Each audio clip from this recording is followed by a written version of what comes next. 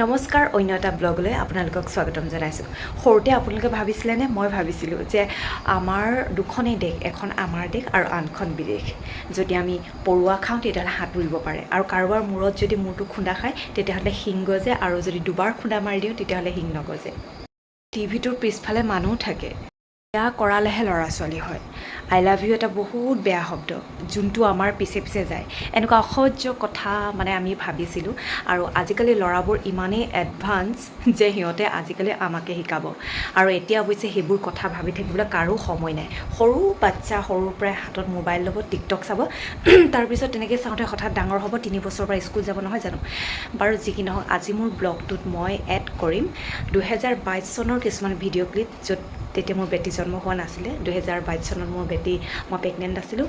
সেইখিনি সময়ৰ ভিডিঅ' ক্লিপবোৰ মই ৰাখি থৈছোঁ। ভাবিছোঁ সেইবোৰ অতি সোনকালে ডিলিট কৰিব লাগে মোবাইলৰ পৰা, গতিকে সেইবোৰকে এটা ব্লগ কৰি ৰাখোঁ। সময় পালে অকণমান চাব দেই।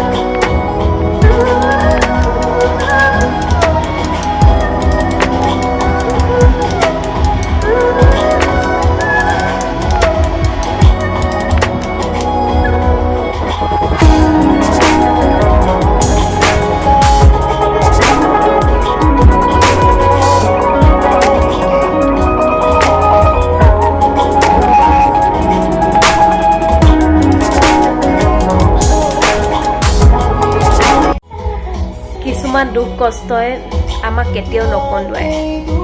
আমাক জীৱনটোৰ লগত সেই দুখ কষ্টবোৰ সহ্য কৰি অন্তৰখন ইমানেই কঠিন কৰি পেলাই যে সেইবোৰ অতিক্ৰম কৰি আমাক জীৱনটো নতুনকৈ অতি সাহসেৰে আগুৱাই যাবলৈ শিকায়।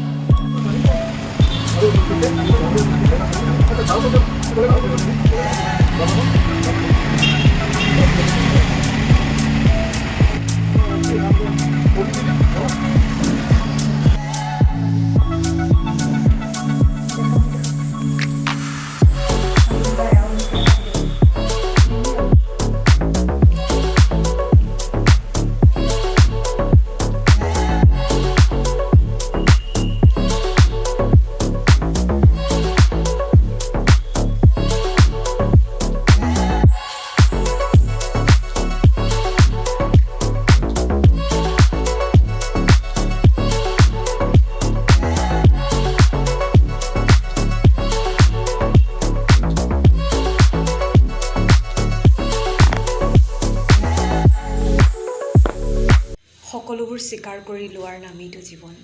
সুখবোৰ, দুখবোৰ, খংবোৰ, অভিমানবোৰ